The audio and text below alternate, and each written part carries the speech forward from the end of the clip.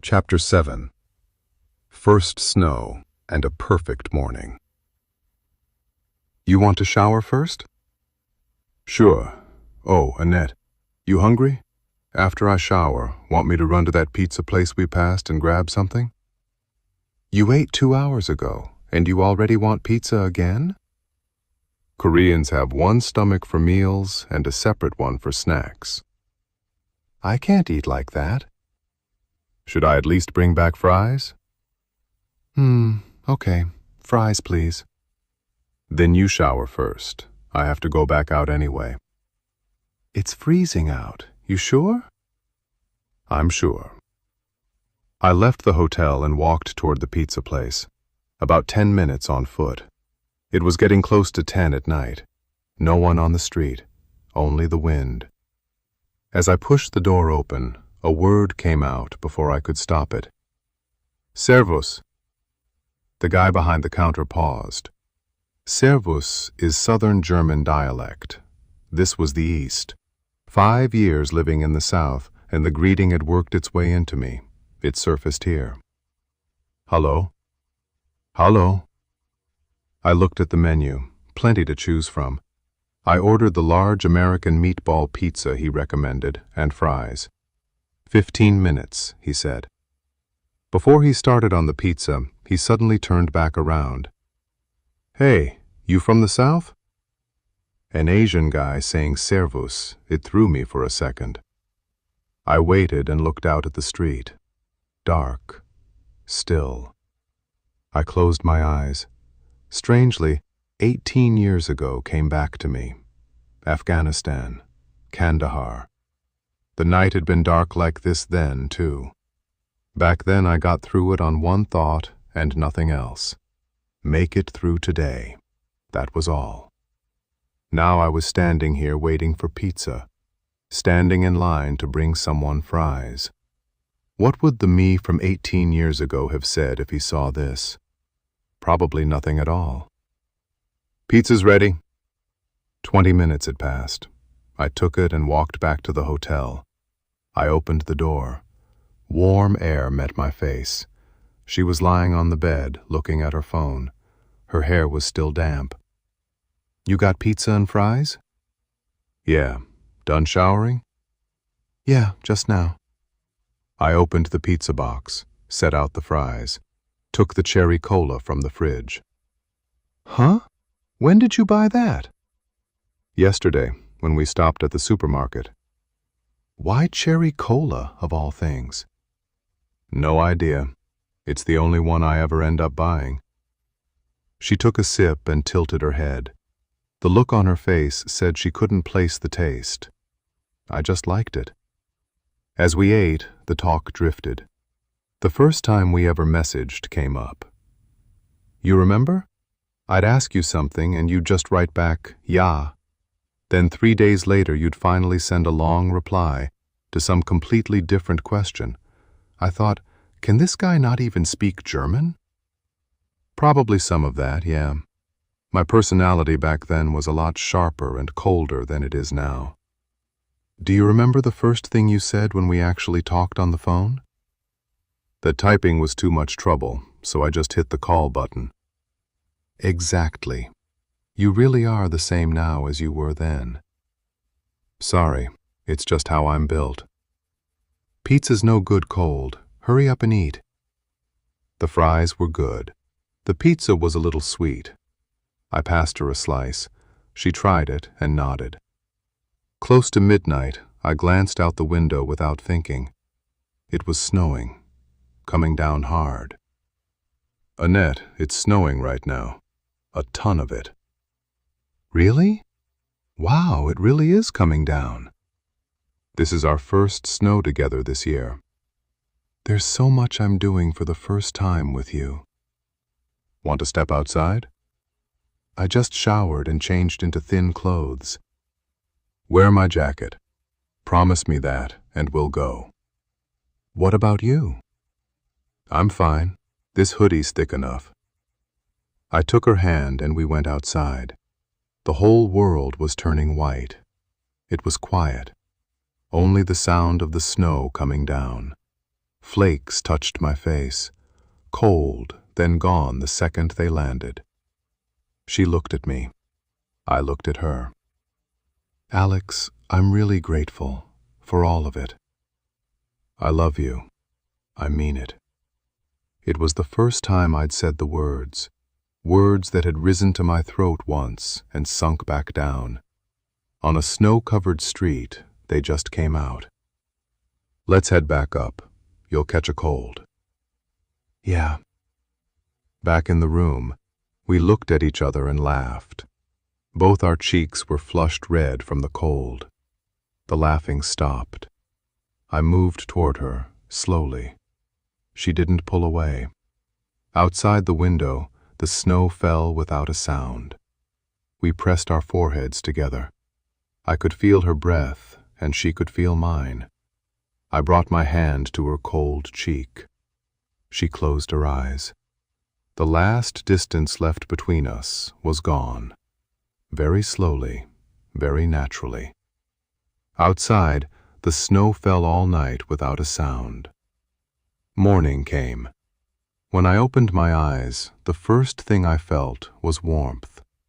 Through the window, an overcast sky. Overnight, the snow had piled a good 10 centimeters on the streets. She was still asleep. I looked at her face for a while. The same face as yesterday, and yet it looked somehow different. No, I don't know what had changed. I got out of bed without a sound. I drank a glass of water and looked out the window. Stassfurt under a blanket of white. Quiet. Chapter 7. First snow and a perfect morning. You're awake? She came over wrapped in a blanket, hair mussed. Sorry, did I wake you? No, my eyes just opened on their own. She stood beside me, shoulder to shoulder, and looked out at the white street, without a word. Want coffee? Should we head down for breakfast? Yeah. We sat side by side in the restaurant on the ground floor, drank coffee. No big conversation, not about last night, not about what came next. Hands wrapped around the cup, every so often our eyes would meet, and we'd huff a quiet laugh. That was enough. What are we doing today? First swing by the cemetery, check on the flowers we left yesterday. And don't you have to go to your friend's bakery? Christmas cookies. Yeah, that's right. It's not far from here. Then let's eat slow and head out. She nodded, smiling. That was enough. Chapter 8. Brilliant moments, and back to the everyday. After breakfast, we went up to the room and packed. Annette, why do you have so much luggage? This is just how I pack. If anything, you're the one who travels too light. A 35-liter bag, some underwear, 1 pair of pants, a t-shirt. That's the whole thing. Yeah, even I have to admit it's barely anything. Oh, don't forget to grab the Coke. Already put it in my handbag. Thanks. We came down to the parking lot. The snow from the night before still lay everywhere, on the car roofs, on the road. We drove to the memorial park. When we reached her parents' grave, snow had piled thick over the headstone overnight. Hold on, let me clear the snow off. Can you hand me the gloves? Here. I pulled on the gloves and brushed the snow from the headstone. She stood beside me, watching. It's just nice, being here with you. I think Dad would have liked you, even though he was a man of very few words. So we'd be shooting a vlog, a tight-lipped Asian and a gruff East German, with you directing? What even is that? Still, just imagining it sounds kind of fun. We finished tidying the grave and walked back to the car. He said I packed too much. I know, honestly. But what can I do? This is just who I am. And him? A 35-liter bag, underwear, and 1 pair of pants. A real ex-soldier. Dad, I'm here again. I came yesterday too, and here I am again today. If you were still alive, What would you have done? Probably said nothing at all, just sat there quietly watching him, and later said one line to me, just one. He's a good man. That one line would have been enough. Cornerback says the bakery she'd ordered from. Hello, I placed an order under the name Annette. Yes, it's all ready. One moment. The cookies came out. The amount caught me off guard, almost 2 boxes. Are you going to eat all of this yourself? No, some for Philip, Denny, and Kevin, and the rest is mine. Want some? I order here every year. They're good. German cookies still aren't quite my taste. Just give me 1 piece. She paid. 230 euros. My eyes went wide. It was a lot, sure, but 230 euros. The only other time in my life I'd seen anyone buy that many sweets at once was back in the military. We loaded the cookies into the car and set off. We merged onto the Autobahn. The quiet country roads ended and the highway began. She was driving. She took my hand, glanced at me for a second, and smiled. Why are you smiling? No reason. Around the time we passed Hanover, my lower back started to stiffen up. Could we stop at a rest stop for a minute? I think I need to stretch. Sure. You haven't been able to work out much this month because of me, have you? It's fine. I can't lift heavy anyway because of my shoulder. The strange thing is, the shoulder I had surgery on has been fine for 16 years, and now it's the good left one giving me trouble. You're really getting old. Can't argue with that. We pulled into a rest stop. I stretched outside while she went to the restroom. On the way back, I checked the time. Noon. 2 hours to Oelde. We'd be there by 2:30. Isn't it too late to head all the way to Würzburg? Just stay in Oelde tonight. No, you've got work tomorrow, and you need to unpack. Better I get off in Oelde and head out as planned. I really don't mind. No. At the time, I had no idea what would happen an hour later. It was somewhere around Bielefeld. I glanced at the dashboard without thinking, and the handbrake warning light was on. Annette, look at the dashboard. The handbrake light's on. Huh? What's wrong? I checked the handbrake. It was released, normal. But after that, every time she used the turn signal, there was no clicking and nothing lit up on the dash. I'll take a look at the car at the next rest stop. Okay. We pulled in. She went to the restroom. I tried to open the hood. Couldn't.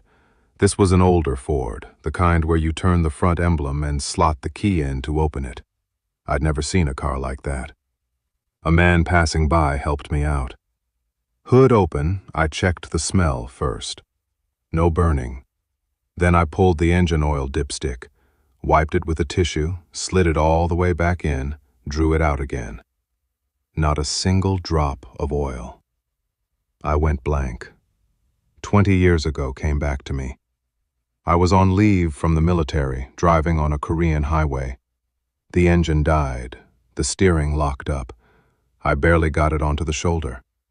I'd been driving with no oil, and the cylinders had ground each other down from the friction. The whole engine had to be replaced. She came back from the restroom. You figure out the problem? Headlights are fine. The dashboard going silent might be a console issue. But the real problem is there's not a single drop of engine oil. What?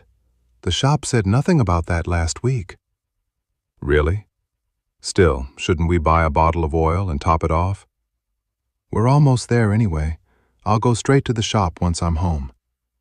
Okay. We drove on. We reached Oelde. We were in front of the train station. Shame.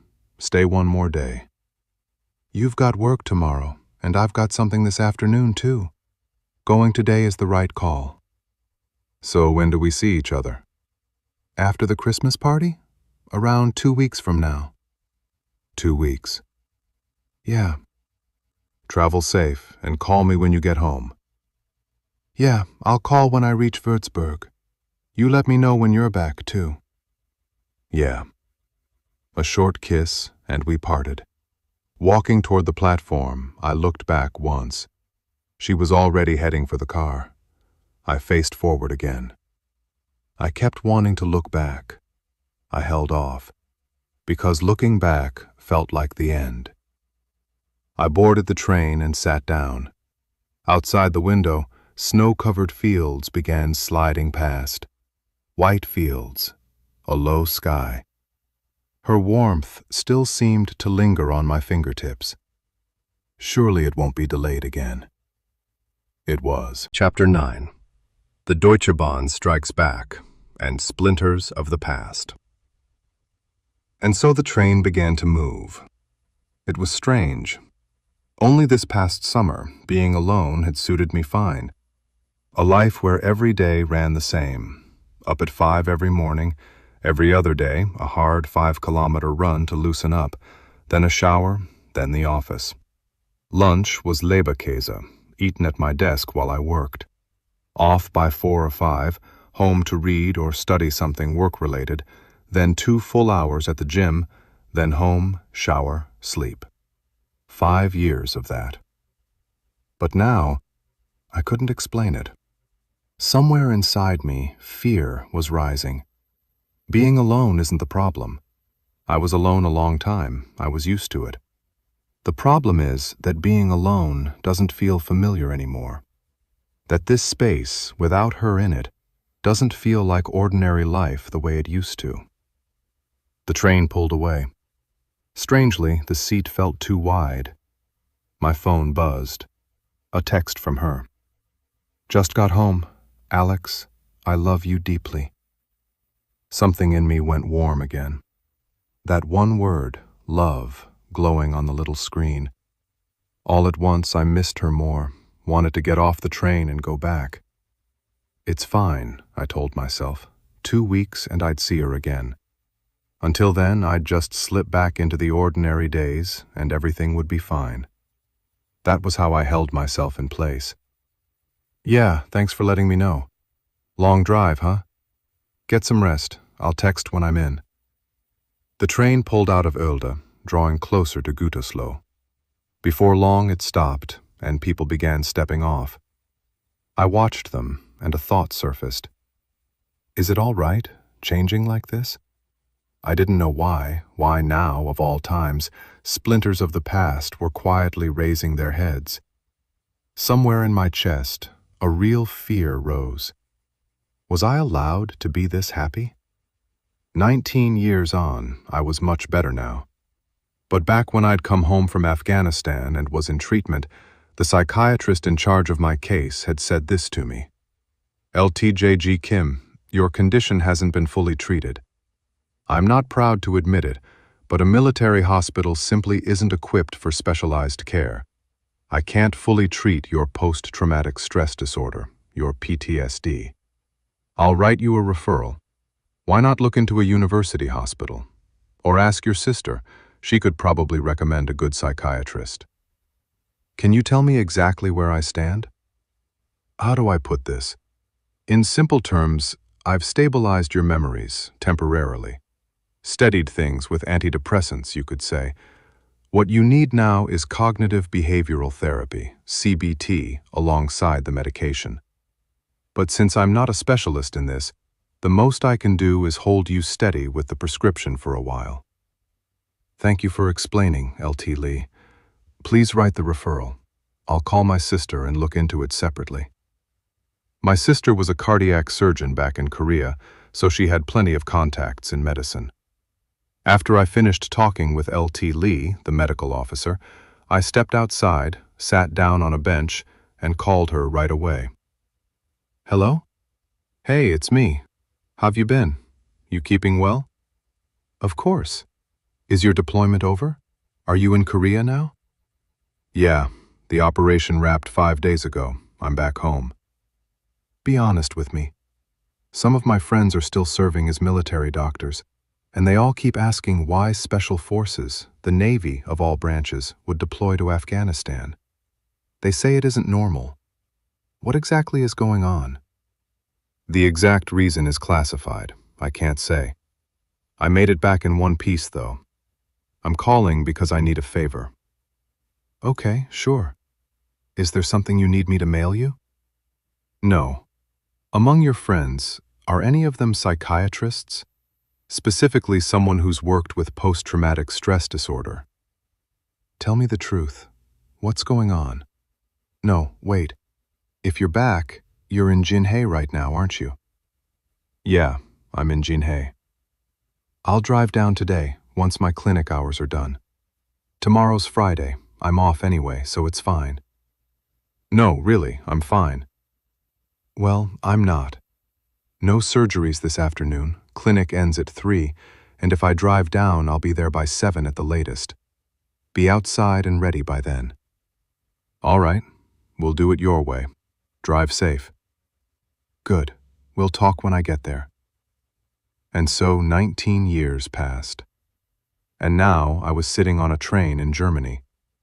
Watching the winter fields slide past the window, I quietly compared the man I'd been then with the man I was now. Back then, getting through each day was all there was. Now, there was someone I looked forward to seeing in 2 weeks. That alone told me how much better off I was than I'd been then. The train had stopped, but something felt off. This was always when something went wrong.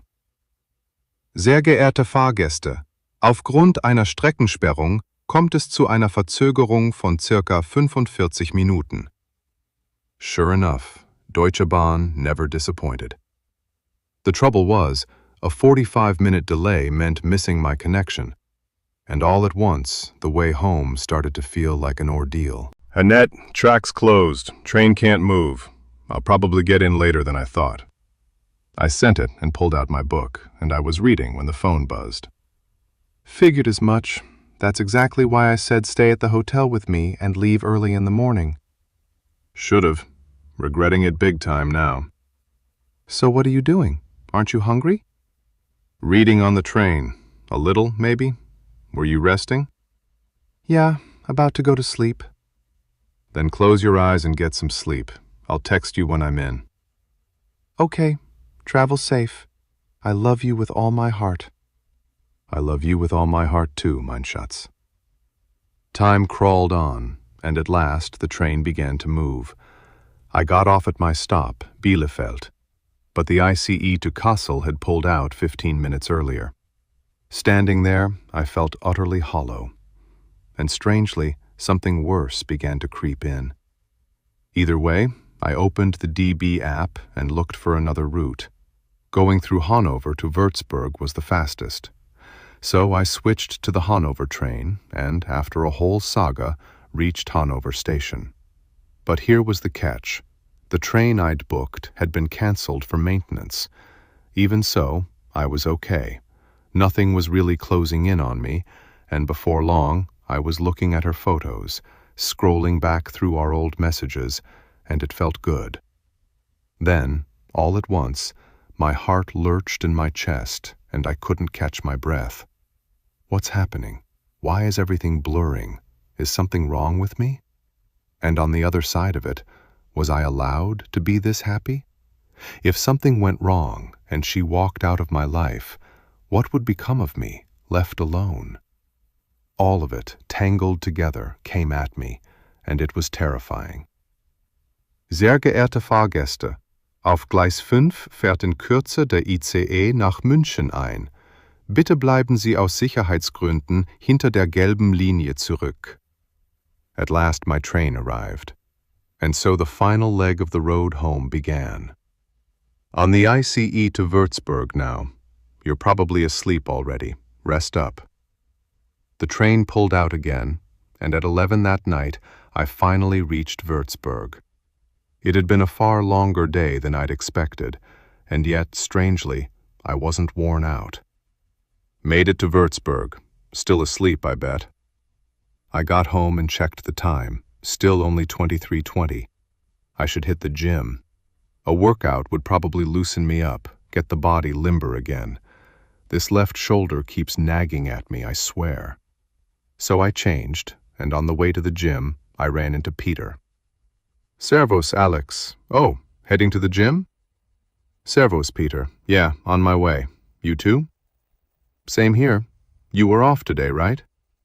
Yeah, off today. Back to the office tomorrow. Though, I've got a meeting with the chefin tomorrow. She'll probably get under my skin again. I can see that. Not my department, so what exactly is the problem? The biggest thing is, she learned the company from books and paperwork. She doesn't actually know how things run on the ground. And it's not like her father's around to advise her anymore. True, you and the old president had real chemistry. Now, the second you walk into a meeting, the whole room goes cold as a freezer. Why not just play along like the other department heads? I could, but the old man built this company up the way he did, and I'm not going to be the one who creates problems with the clients we already have. They know the part the old president and I played too. Well, you'll be a board-level partner next year anyway. I don't know. At this rate, I might just write my resignation one day and walk. Don't. Then I won't want to come into work. You gay, Peter? No, it's just work's actually bearable with you around. Ah, knock it off. Let's just go train. And so I spent the last of my day off with Peter. But part of me only wanted to be in Oelde, where she was. After the workout, walking home, something my father once told me came back to me. If someone ever truly settles into your heart, son, you've got two choices.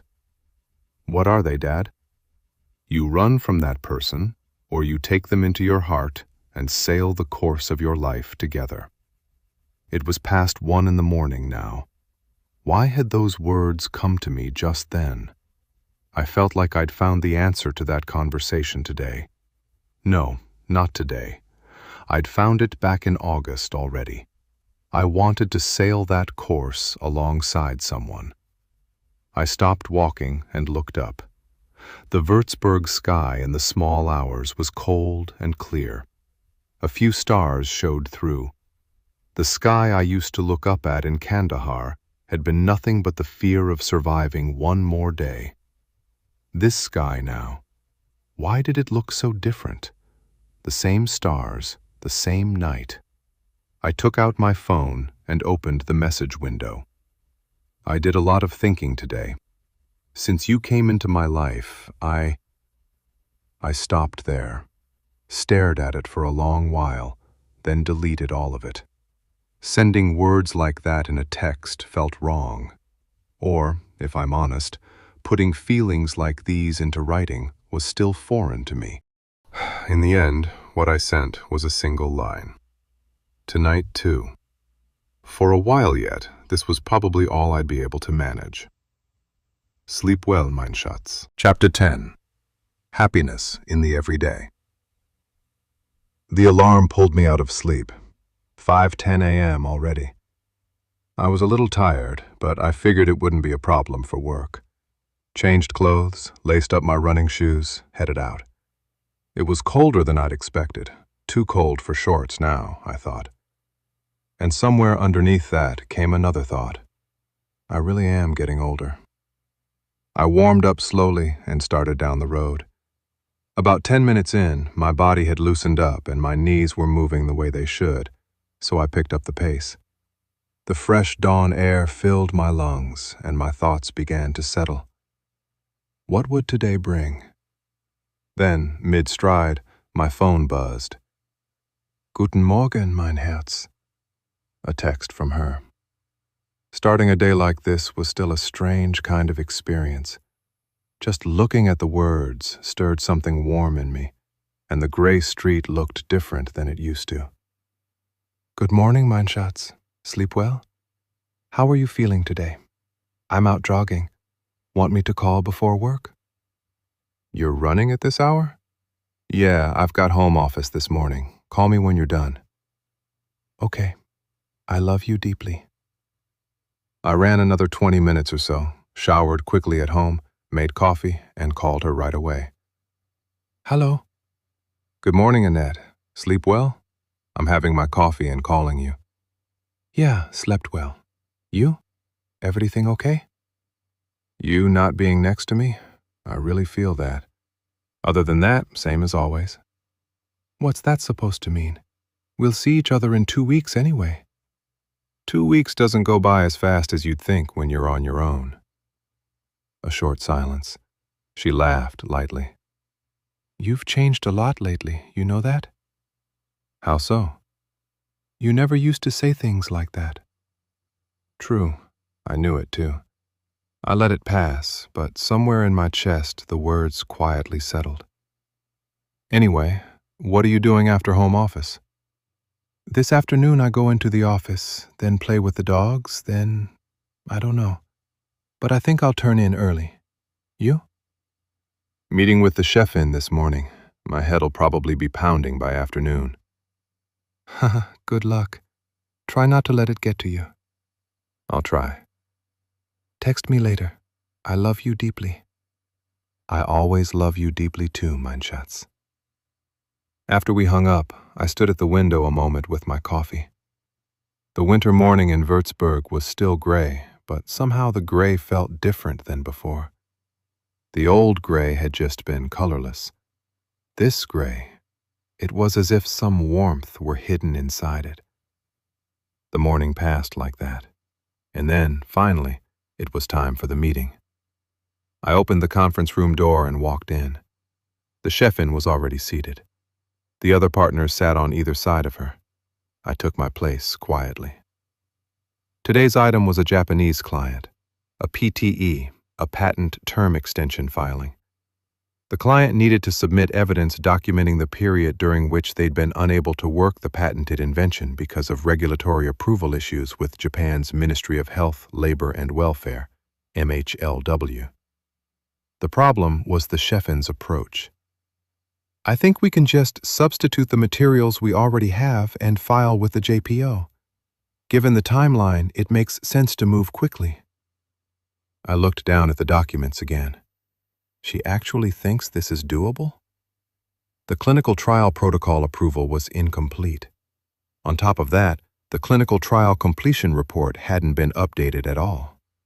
File it with the JPO, the Japan Patent Office, in that state, and the outcome was obvious. A request for amendment or outright dismissal. And after that, wasted time, wasted manpower, damaged client trust. I held back, then finally spoke up. Hold on, may I add something here? The chef-in looked at me. Her face was close to expressionless. Go ahead. With the materials we currently have, we can't establish the PTE. The clinical trial protocol approval itself is incomplete, and the completion report hasn't been updated to the current standard at all. If we file with the JPO like this, we'll likely get a request for amendment or, in the worst case, a dismissal. Rather than rushing it through now, I think the right move is to ask the client to supplement the documentation first and then proceed. The room went quiet. Peter cut a glance at me. The chef-in was silent for a moment, then spoke slowly. I understand completely. But the timeline doesn't give us room to wait for the client to supplement. Please work with the current materials, shore them up as much as possible, and move forward. So she heard me, and she's ignoring it anyway. There was no point saying more. The other partners said nothing, they just nodded along. I set my pen down quietly. Adding anything more would be meaningless. But one thing was clear. This will come back on us later. No question. As I left the conference room after the meeting, Peter fell into step beside me. Hey, you spoke up again today. Was I wrong? No, you were 100% right. But read the room. I'm not going to call something right just because of the mood. Peter let out a low sigh. But seriously, when the JPO comes back with a request for amendment, then what? That's not my problem to worry about. I said my piece. That's exactly why I like you. You know that? Stop. Let's go get lunch. After lunch, somewhere in the middle of the afternoon's work, I glanced at my phone. There was a text from her. Home office is done. Time to change and head to the office. How was the meeting? About what I expected. Bit of a headache. Haha, you survived. Did you eat lunch? Yep, the thing you hate, Leberkäse. You're the worst. Didn't have much time, so I just grabbed something and got back to the files. Can I call you tonight when I'm off work? A short pause, then her reply. Yeah, call around 8. That one short text, and the headache I'd had all afternoon, seemed to ease a little. Strange, isn't it? Nothing had been solved, and yet one text from her could change the whole day. The day was winding down. Everything moved along the same as ever, but something was clearly different. I already knew what that something was. I just wasn't used to saying it out loud yet. When I got home from work, my body was tired, but my head was strangely sharper, colder. For some reason, I wanted to run more, to train hard, to burn it all off. Probably something left over from the meeting, I told myself, reining it in. I changed clothes, and I was at Aldi trying to figure out what to throw together for dinner when she called. I just got off work. You? Got off about 40 minutes ago, changed, and now I'm at Aldi doing some shopping. You really do finish early. When there's not much going on, you're out between 3 and 4, aren't you? It's not like I get to work from home every day like you. Fair enough. So, Schatz, how was your day? Everything okay? Yeah, I'm all good. You know, I really love the field I work in. What about you? Well, about what I expected. Another clash of opinions? A laugh slipped out of me before I could stop it. She already had me figured out. How'd you know? I can hear it in your voice. Not tired exactly, just kind of deflated. This woman, she was right. Exactly right. I hadn't said a thing, and she'd read it straight off my voice. Yeah, the client's documentation is way too thin, but they decided to push it through anyway. It'll be a problem down the line. Won't that actually become a real problem later? 100% it'll be a problem, and it'll probably get bounced back. But I did my part. That's where my role ends. A short silence. That kind of thing must be so frustrating for you. Ever since the boss changed this year, I've just gotten used to it. Used to it isn't the same as good, though. She was right. But strangely, it didn't land like simple comfort. It felt like she wasn't only talking about the meeting. Or maybe I was reading too much into it. We talked about this and that for a while, and just before she hung up, she said quietly, Alex. Yeah? You did well today. It was nothing, really, but somehow it stopped me for a second. I couldn't even remember the last time someone had told me I'd done well. There was something I wanted to say. I didn't know exactly what, but it was there, and it caught somewhere in my throat and wouldn't come out. Yeah, you too. That was all I managed. Sleep well, mein Herz. Sleep well, mein Schatz. The call ended. I looked down at my phone for a moment. The screen went dark, and the room fell quiet again. The silence felt a little bigger than usual. What was it I wanted to say? I didn't know. I really didn't. Only that, whatever it was, I'd failed to say it again today, the same as before. I sat there a while, an empty coffee cup in my hand, staring at nothing. Outside the window, the night streets of Würzburg drifted by, quiet. A memory surfaced, a little over a year ago. Back then, I was far simpler than I am now. Wake up, run, shower, go to work, train, sleep. That was all. I never reached out to anyone first, and I never waited for anyone to reach out to me. Eating alone on the weekend wasn't strange in the least, and sending my sister back in Korea a quick message on the holidays was the whole of my social life. It never even occurred to me that I was lonely. Really, it wasn't that I couldn't feel loneliness. There was just no opening for it to get in. When you repeat the same routine every day, there's no room for feeling to wedge itself in. The body moves, time passes, the day ends. Then one day, a message came from her. I know I'm probably being too sensitive, but when two people spend months talking every day and wanting to see each other, and then suddenly there's no contact, no answered calls, of course I start wondering if I did something wrong. I know work has been crushing you. I'm really worried.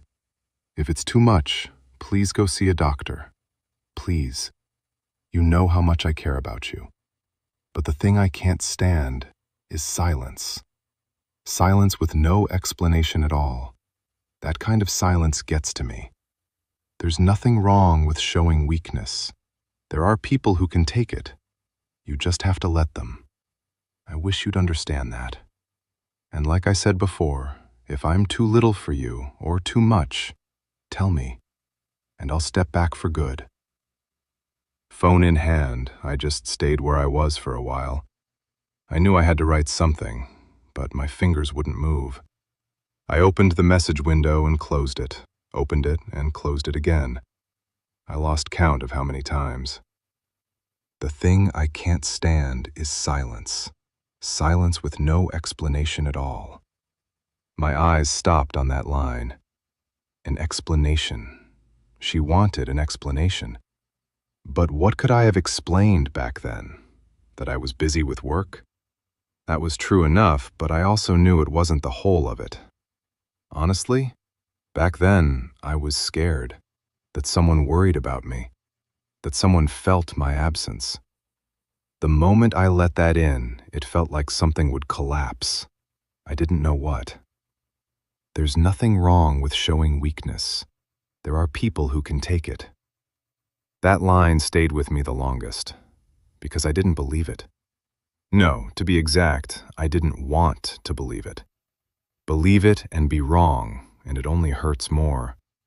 It was easier never to expect anything in the first place. In the end, I sent no reply that day. The next day, and the day after that, nothing. It took a few days before I finally managed to call, with nothing close to a real explanation, just needing at least to hear her voice. She picked up. She'd have had every right to be angry, but she answered the way she always did. Hello. At that one word, relief washed over me before I even realized it. Now I lay in bed, looking up at the ceiling, turning that time over in my mind. The me back then and the me now. If anything had changed, it was that this version of me at least calls first, sends the text first. It might seem small, but for me it was a pretty big change. But that feeling when I hung up tonight, the sense of having something to say and failing in the end to say it, it bore a strange resemblance to back then. Am I still doing this? Or maybe, I thought, I was just still clumsy at expressing what I felt. More than 20 years on my own, and I'd never once really practiced putting my feelings into words. That wasn't going to change overnight. And so the day came to a close. In the end, I never found the answer inside me.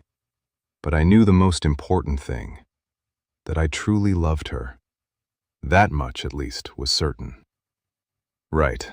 When things get complicated, strip away the unnecessary one piece at a time and think about what has to be done right now. That'll settle me a little. For now, the gym. I got up from the bed, crossed the living room, and put on my shoes.